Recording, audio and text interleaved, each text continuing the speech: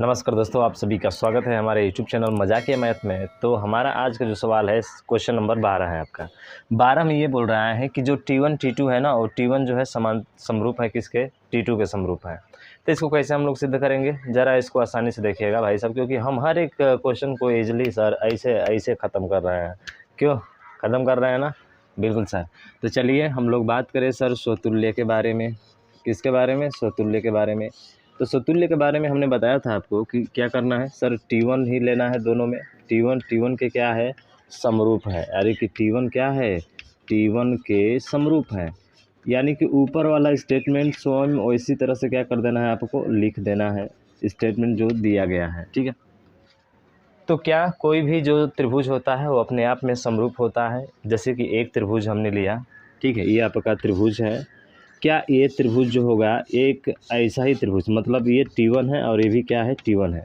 तो जितना ये है, मान के चलिए इसकी भुजा अगर ये 5 है, 4 7 है, ये 9 है, तो ये भी 5, ये भी 7 और ये भी क्या होगा, 9 होगा। सेम। तो क्या ये त्रिभुज इस त्रिभुज के समरूप होगा? आप कहेंगे बिल्कुल सर। कोई भी त्रिभुज जो होता है ना, वो अपने आप में क्या होता है, समरूप होता है। तो इसका अर्थ ये हुआ कि प्रत्येक त्रिभुज क्या होते हैं, स्वयं के समरूप होते हैं। तो यहाँ पर लिख सकते हैं कि प्रत्येक त्रिभुज, ठीक है, त्रिभुज स्वयं के क्या होते हैं, समरूप होते हैं, स्वयं के समरूप होते हैं। और जब प्रत्येक त्रिभुज स्वयं के समरूप होते हैं तो बताइए ये कौन सा संबंध होगा सर? यहाँ पे कह सकते हैं कि R क्या है, आपका स्वतुल्य संबंध है। कौन सा संबंध है? R आपका स्वतुल्य संबंध है। आया समझ में क्या भैया? अरे समझ में आया क्या सर? बिल्कुल आ गया अच्छे तरीके से, कोई दिक्कत नहीं। इसमें तामझाम कुछ करना ही नहीं था हमारा, समझे क्या? बिल्कुल सर। अब बात करें इसके सममित के बारे में। किसके बारे में सर? सममित के बारे में। तो चलिए सममित की भी जांच हम लोग कर लेते हैं। तो सममित के बारे में जांच करने के लिए आपको बताया गया था क्या कि sir T1, T2 belongs to क्या है, R है। इसका मतलब कि T1 जो है वो समरूप है। देखिए समरूप का चिन्ह ऐसे दिखाया जाता है, ठीक है, ध्यान रखिएगा। तो T1 समरूप होगा किसके सर? T2 के होगा। तो क्या, तो T2 भी किस समरूप होगा कि नहीं सर? T2 भी समरूप होगा कि नहीं T1 के?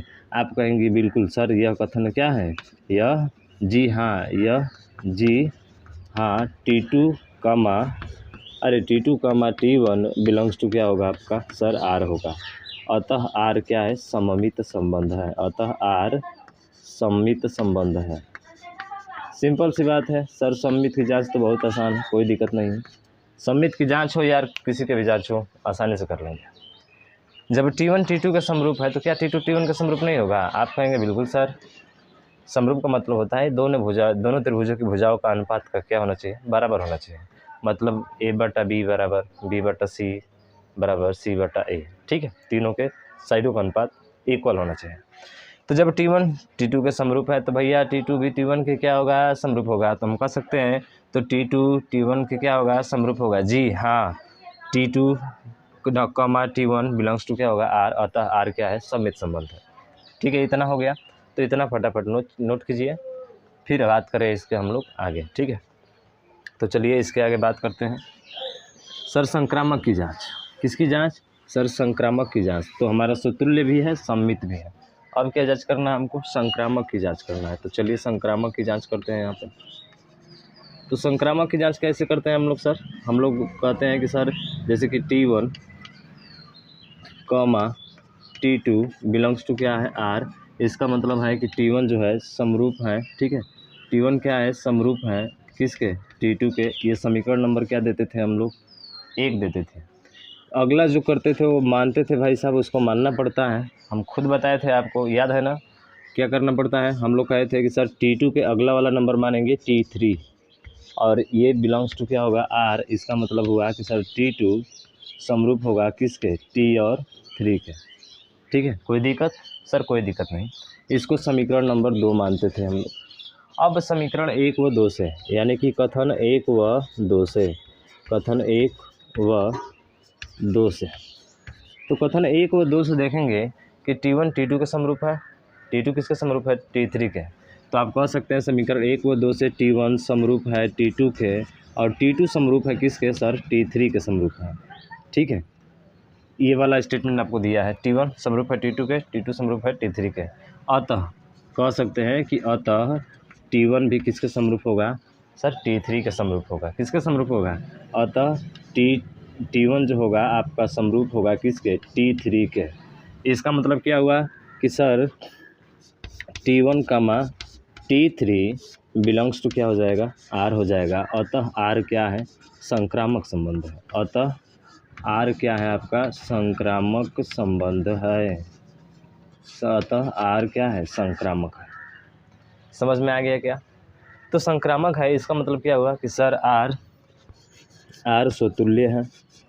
R क्या है? स्वतुल्य है। अभी जांच किए थे हमने, R क्या है? स्वतुल्य है। ठीक है, सममित है। क्या है भाई साहब? सममित है, सममित है। फिर क्या है? संक्रामक है, संक्रामक है। अतः संक्रामक है, अतः तुल्यता संबंध होगा। अतः तुल्यता संबंध होगा। जांच कर लिया। अतः तुल्यता संबंध होगा।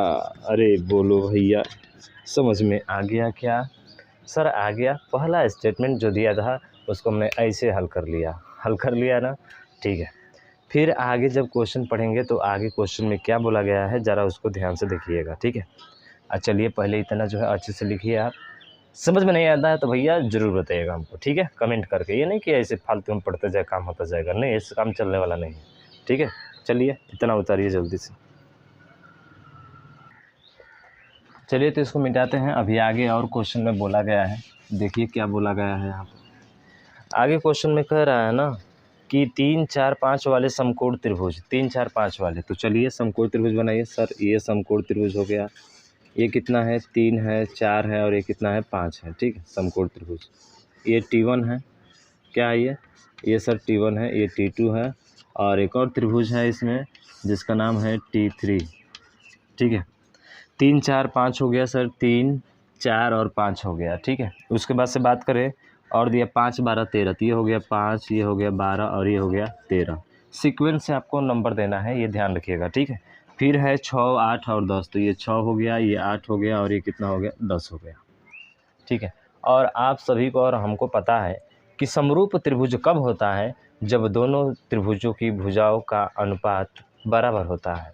मतलब जैसे कहें कि सर इसका बट्टा इसका और इसका बट्टा इसका दोनों आपस में क्या हो? बराबर हो। तो चलिए उसको चेक करते हैं। जैसे हमने कहा कि सर 3/5 किसके? सर 3/5 बट्टे क्या होना चाहिए? 3/5 बराबर होना चाहिए 4/12 के। क्या है?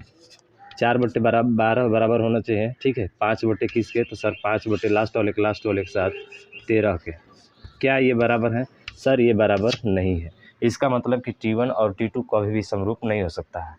अगर बात किया जाए T2 और T3 में तो देखिए 5/6 हो जाएगा बराबर 12 कितना हो जाएगा? आप कहेंगे सर 12/8 हो जाएगा बराबर 13/10। क्या है ये? आप कहेंगे सर ये भी बराबर नहीं है। तो T1 का T2 के साथ, T2 का T3 के साथ देख लिए। अब T1 का हम लोग देखेंगे किसके साथ? T3 के साथ। तो सर अगर देखेंगे यहाँ पे तो 3 कितना हो जाएगा? 6 बराबर होगा 4 कितना हो जाएगा? सर 8 और ये बराबर हो जाएगा 5/10 के। 5/10 के। क्या ये बराबर आ रहा है? देखिए 1/2 सर 2 दूना के 4 दूना के 8, 4 एकम 4 हो जाएगा, 4 दूना के 8, 5 एकम 5, 5 दूना के 10। सर ये बराबर है। इसका मतलब ये हुआ कि सर T1 जो है ना वो समरूप है किसके? सर T3 के समरूप है। अरे T1 किसके समरूप है? T3 के समरूप है। तो नीचे स्टेटमेंट लिख दीजिएगा कि हम जानते हैं कि, ठीक है, लिखिएगा हम जानते हैं कि, हम जानते हैं कि, हम जानते हैं कि, लिखिएगा हम जानते हैं कि दो समरूप त्रिभुजों की, दो समरूप त्रिभुजों की संगत भुजाओं का अनुपात,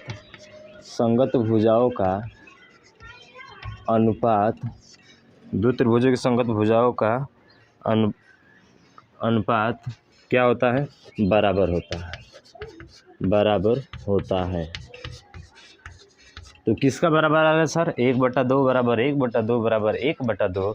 अतः यहाँ पे क्या होगा आपका? T1 जो होगा समरूप होगा आपके T3 के। यही हमको बताना था यहाँ पे। ठीक है, वो बोल रहा है कि में से कौन से त्रिभुज परस्पर संबंधित है,